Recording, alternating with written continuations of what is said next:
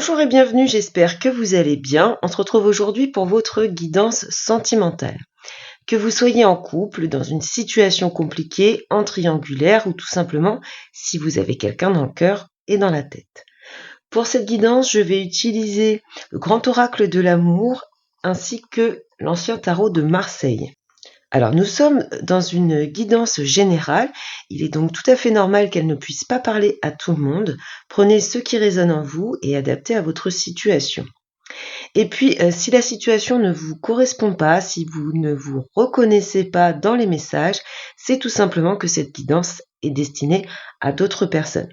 Dans ce cas, je vous invite à visionner les vidéos sur vos autres placements astrologiques pour avoir d'autres messages. Vous pouvez regarder votre signe ascendant, votre signe lunaire et votre signe vénusien. Je vous souhaite à tous et à toutes un bon visionnage. Alors, pour vous les Gémeaux, pour votre guidance sentimentale, on va d'abord aller chercher un message avec le grand oracle de l'amour. Alors, pour les Gémeaux...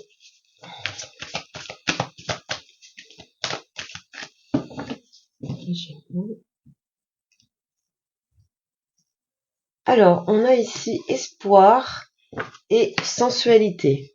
Donc ici, on est peut-être dans une situation où on espère un rapprochement, on a séparation à l'arrière, donc peut-être que on est dans une situation où on espère le retour d'un ex dans sa vie. En tout cas, on a ici l'idée d'espérer quelque chose de plus charnel, une évolution d'une relation vers quelque chose soit de plus concret, soit de plus passionnel. Alors, on va aller voir tout de suite ce que le tarot a à nous dire. Donc, je vais sortir deux énergies, la vôtre et celle de la personne à laquelle vous pensez. Alors, dans ce type de tirage, il se peut que les énergies sortent de façon inversée. Donc, sentez-vous libre d'interchanger. Donc, domaine sentimental pour les Gémeaux. Alors, l'énergie des Gémeaux et l'énergie de la personne en face des Gémeaux. Alors ici, au niveau des énergies, donc à l'arrière, on a la tempérance, donc il y a vraiment l'idée de chercher un équilibre ou un nouvel équilibre. Ce que je peux voir ici, c'est une phase de transformation profonde chez vous. Il y a l'idée ici d'avoir envie de couper avec certaines situations du passé. Donc ça peut exprimer le fait d'être en couple et puis d'avoir eu des difficultés et de vouloir couper avec tout ça et d'avancer. Ça peut être également d'avoir subi des relations sentimentales compliquées par le passé et d'avoir envie d'en finir avec tout ça. De ce que je peux voir ici, j'ai quand même deux personnes qui se regardent, les regards sont tournés l'un vers l'autre. On a en face de vous, donc je rappelle, vous pouvez interchanger si vous vous sentez plus dans cette situation-là, dans ce message-là. Donc avec le chariot, on a quelqu'un ici d'ambitieux, de déterminé, un petit côté indépendante ici, mais il y a également l'envie d'avancer, d'aller de l'avant, d'y mettre du cœur et de l'énergie. On va regarder au niveau des états d'esprit. Alors, l'état d'esprit. Alors, avec l'arcane sans nom, on a la reine de bâton et avec le chariot, on a le roi d'épée. Alors, de ce côté-ci, en pleine transformation, on a ici un personnage qui a envie... encore une fois, d'ajouter de la passion. Avec les bâtons, on est dans la passion, on est dans l'envie de créer quelque chose, on y met beaucoup d'énergie, on y met même des actions. Les bâtons, c'est la passion, la création et les actions. Juste pour préciser, j'ai une reine ici et un roi ici, ça peut très bien correspondre. La reine peut correspondre à un homme ou une femme, le roi à une femme ou un homme. Il n'y a pas de souci avec ça. Et donc de ce côté-ci, j'ai un roi d'épée, donc j'ai quelqu'un d'assez d'apparence peut-être un peu froide, qui est assez franc, honnête, qui peut avoir des paroles parfois blessantes. Alors ça peut symboliser une personne qui a qui est divorcé, qui est séparé, en tout cas qui a eu des déboires sentimentaux et qui s'en est relevé, mais en se protégeant un petit peu le cœur depuis tout cela.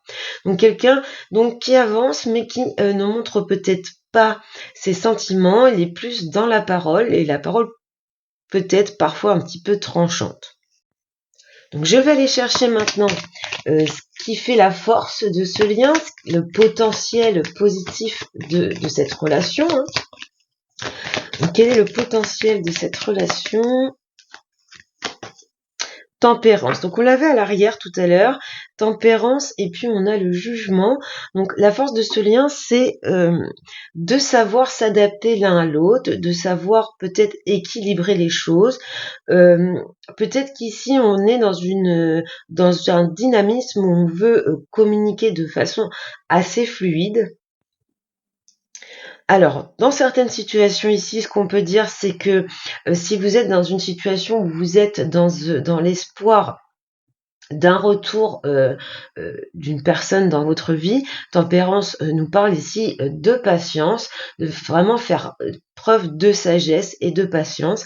Elle peut aussi évoquer le fait de faire preuve de prudence, donc d'y aller un petit peu à tâtons, un pas bille en tête. Pour les couples, on pourrait dire ici qu'on essaye d'équilibrer les forces, qu'on essaye de ramener un certain équilibre dans cette relation.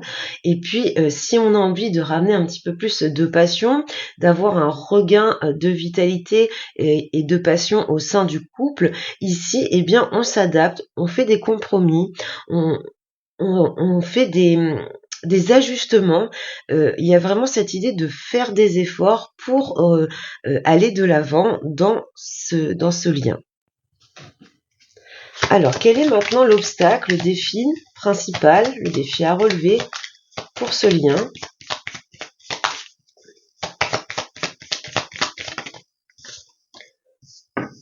Alors, on a l'étoile. Donc ici, on pourrait dire que peut-être que dans ce lien, on a un petit peu du mal à trouver sa place.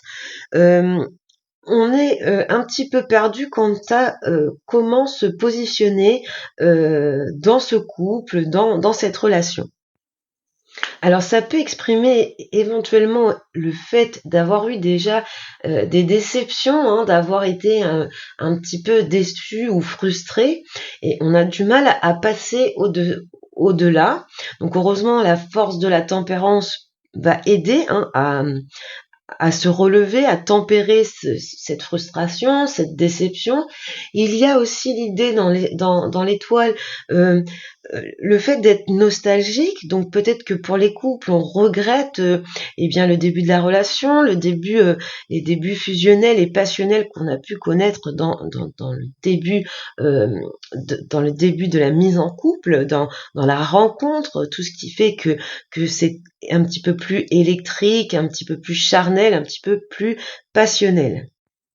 Alors pour ceux et celles qui attendent le retour d'une personne dans leur vie, le retour d'un ex, on a ici l'étoile qui symbolise l'espoir, et on avait l'espoir également avec l'oracle du grand amour. Moi, de ce que je ressens, c'est peut-être qu'on commence à ne plus y croire, à manquer un petit peu de confiance dans l'avenir, dans le fait que cette personne revienne vers vous ou pas. On va aller regarder pour un conseil maintenant. Quel serait le conseil pour une évolution positive de ce lien ? La justice. Donc la justice va parler de prendre des décisions fermes, des décisions qui vont pouvoir apporter un nouvel équilibre. On a au dos le battleur qui nous parle ici de renouveau. On peut apporter vraiment un regain dans les relations déjà établies. On peut retourner vers quelque chose de nouveau avec une personne de son passé, apporter un élément, un potentiel de nouveauté, recommencer avec une vision différente des choses, une énergie différente. On est vraiment ici dans le début, le commencement, le renouveau. Donc avec la justice, on va avoir besoin de prendre des décisions. il y a aussi la notion de responsabilité avec la justice. Donc, il y a cette idée qu'il faut prendre ses responsabilités des deux côtés, de chaque côté. Ce n'est pas équitable d'avoir au sein d'un couple à deux une seule personne qui se donne du mal et qui fournit des efforts pour renouveler le lien, pour apporter un regain d'énergie dans le lien, pour consolider ce lien, vous adapter à votre situation. Donc ici, prendre des décisions justes et puis prendre en compte la responsabilité de chacun dans l'évolution de cette histoire. Alors, ce qu'on peut nous dire également, pour certaines d'entre vous qui sont dans l'attente du retour de quelqu'un, c'est, eh bien, est-ce qu'il ne faudrait pas mieux couper, trancher par rapport à cette situation? Donc, là encore, vous adaptez.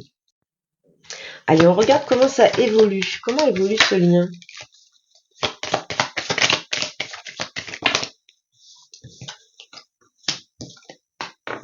Alors, on a ici de la sensibilité qui va se dégager, qui va être libérée. On a au dos la roue de fortune qui nous parle d'un changement de cycle. Donc ici, ce que je peux voir, c'est qu'après une phase de doute, d'incertitude, de choses qui ont d'ailleurs pu être un petit peu cachées, les non-dits, les malentendus, etc., on va avoir ici une libération, une explosion, si on peut dire. On va enfin s'exprimer, se dire les choses de façon claire. On a ici une carte qui nous parle de beaucoup de sensibilité, donc on touche vraiment à votre côté émotionnel ici. Donc une évolution qui va plutôt sur la libération de ce qu'on a à l'intérieur de soi. Donc peut-être qu'ici on n'osait pas exprimer cette envie de renouveau, cette envie de regain de passion dans le lien. Peut-être qu'on n'osait pas exprimer l'envie, le besoin du retour d'une personne. Ici on libère complètement tout ce qu'on a gardé à l'intérieur de soi. Alors, je vais compléter avec les arcanes mineures pour avoir un message de plus sur cette évolution. Donc, pour les Gémeaux,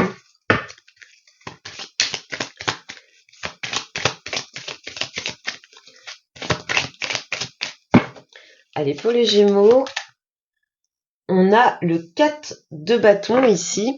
Donc le 4 de bâton nous parle de célébration, du fait de se retrouver ensemble, de retrouver une passion. Donc les bâtons, je l'ai déjà dit, c'est vraiment la passion, le fait de passer à l'action. Donc le 4, c'est la stabilité. Donc ici, pour retrouver une certaine stabilité, on réinjecte de la passion dans ce lien. Voilà ce que je peux vous dire sur cette guidance sentimentale pour vous les Gémeaux. J'espère que cette guidance vous a plu, vous a aidé. Si c'est le cas, n'hésitez pas à commenter, à vous abonner et puis à liker cette vidéo. Je vous souhaite beaucoup de bonheur les Gémeaux et je vous dis à bientôt.